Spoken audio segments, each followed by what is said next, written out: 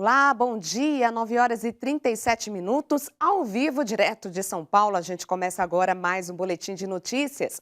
Hoje, comemorando um ano de Boletim, direto de São Paulo. Agradecemos a você que é sócio e nos ajuda a colocar no ar esse noticiário de segunda a sexta-feira, todas as manhãs. Muito obrigada. Vamos ver como está São Paulo agora de manhã. Olha aí o viaduto Santa Generosa com a 23 de maio. Fim de ano a cidade fica ainda mais movimentada que o de costume, né? Sol agora de manhã, chuva à tarde e à noite e máxima de 29 graus. Assim vai ser São Paulo hoje. O movimento dos focolares completa 80 anos essa semana e, para comemorar, representantes se encontrarão com o Papa Francisco. Mais detalhes sobre esse assunto que é destaque no nosso site de notícias com Gabriel Fontana. Bom dia, Elane. Bom dia para você ligadinho na TV Canção Nova. A audiência entre os focolares e o Papa Francisco acontece no dia 7 de dezembro, data que marca oficialmente o nascimento do movimento, no dia em que sua fundadora, Chiara Lubich, se consagrou definitivamente a Deus. Surgida em meio à Segunda Guerra Mundial, a pequena comunidade buscava recompor a paz, tendo o Evangelho e a unidade como centro de sua espiritualidade e ação. A audiência com o Papa será o ponto culminante de uma peregrinação que também passará por Assis e Loreto antes de chegar a Roma. A Conferência Nacional dos Bispos do Brasil irá retransmitir um seminário sobre o documento síntese produzido ao final da Assembleia Geral do Sínodo sobre a Sinodalidade, realizada em Roma no mês de outubro. Quem promove o seminário virtual é o Conselho Episcopal Latino-Americano e Caribenho. São 3 apresentações que começam hoje, às 8 horas da noite, e também nesta quinta e na próxima terça-feira. A transmissão é pelo canal no YouTube da CNBB. Para conferir essa e outras notícias da Igreja, acesse nosso site noticias.cançãonova.com e siga o @CNNoticias nas redes sociais. Da redação Gabriel Fontana para o Boletim de Notícias. Obrigada, Gabriel. Agora a gente vai para Brasília, porque a Câmara debate redução de jornada de trabalho. E Supremo vai retomar julgamento sobre porte de drogas em 2024. Assuntos para Francisco Coelho. Francisco, bom dia. Bom dia, Elane, e a todos. A Comissão de Constituição e Justiça da Câmara dos Deputados vai debater hoje uma proposta de emenda à Constituição que prevê a redução da jornada de trabalho no Brasil de 44 para 36 horas semanais. Essa redução pode ocorrer na jornada diária ou na adoção de uma semana com 4 dias úteis, eliminando a segunda ou a sexta. Se aprovada, a regra só entraria em vigor daqui a 10 anos. Países como a Nova Zelândia, Canadá, Reino Unido e Estados Unidos já contam com a redução na jornada. No Brasil, 20 empresas aderiram ao esquema de 4 dias de trabalho. E o Supremo Tribunal Federal só deve retomar o julgamento sobre a descriminalização de porte de uma determinada quantidade de drogas no ano que vem. O julgamento começou em 2015, foi retomado neste ano e já conta com a maioria de votos favoráveis à liberação. O tema foi suspenso após um pedido de vista do ministro André Mendonça. Pela regra da Suprema Corte, o processo deveria ter sido retomado ontem. Mas com a proximidade do recesso do Judiciário, que tem início no dia 19 de dezembro, o tema só será retomado no ano que vem. Eu volto com vocês.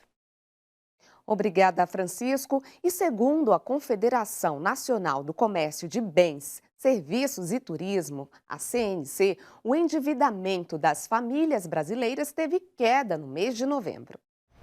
Ainda em trajetória de queda, o endividamento atinge cerca de 76% das famílias brasileiras. A porcentagem em relação ao mês de novembro representou um recuo de 0,5% no número de endividados. O cartão de crédito ainda é o mais usado pelos endividados e atinge cerca de 87,7% do total de devedores, o que significou aumento significativo em relação ao período do ano anterior. A sensação de melhora nas condições econômicas do país, segundo o presidente da CNC, José Roberto, pode estar por detrás desta queda. A pesquisa ainda mostrou que, embora a quantidade de endividados tenha diminuído entre as mulheres, O recuo foi mais expressivo em relação aos homens. De São Paulo, Natália Cassiano para o Boletim de Notícias. Obrigada, Natália, estreando aqui no boletim, né? Agora vamos falar sobre o tempo. Hoje deve ter calor e pancadas de chuva na maior parte do país. Veja a previsão para esta terça-feira. O excesso de circulação de vento gera nuvens carregadas e chuvas acima da média em dezembro. Os próximos dias serão de temporais em todos os estados do sul do país. A exceção é uma parte do Paraná, onde o sol predomina. O dia hoje será de fortes pancadas de chuva em parte de São Paulo e no interior de Minas Gerais. Tempo firme na maior parte do Espírito Santo, mínima de 19 graus em Belo Horizonte e São Paulo e máxima de 35 em Vitória do Espírito Santo. Sol entre nuvens em quase todo o Mato Grosso do Sul e parte do Mato Grosso. Tempo aberto em Goiás, principalmente no Distrito Federal. A umidade do ar hoje está abaixo dos 30% no sertão nordestino. Em toda a faixa leste, do sul da Bahia até o norte do Rio Grande do Norte, o dia será de sol. Na região norte, a terça-feira tem predomínio de sol, tempo abafado e também previsão de pancadas de chuva com trovoadas em quase todos os estados. Mínima de 23 graus em Palmas e máxima de 36 graus em Boa Vista. E ainda falando em clima, agora no cenário internacional, as fortes chuvas na África Oriental estão entre os principais destaques dos jornais estrangeiros. Outro assunto é o aumento dos ataques israelenses no sul de Gaza. O medo toma conta do sul de Gaza em meio ao bombardeio israelense. Esta é a manchete do jornal do Catar, Al Jazeera. O bombardeio indiscriminado de Israel contra civis palestinos no sul de Gaza atingiu novas profundidades. Alerta o chefe do Conselho Norueguês para os Refugiados. Quase 1.900.000 pessoas, o que significa mais de 80% da população de Gaza. Já foram deslocadas, informou a ONU. Cerca de 100 caminhões com ajuda humanitária entraram em Gaza nos últimos dias, mas as entregas estão sendo prejudicadas pelos combates. A CNN destaca mais de 300 mortos devido às fortes chuvas em toda a África Oriental. 1 milhão de habitantes da Somália, Quênia, Etiópia e Tanzânia estão desalojados.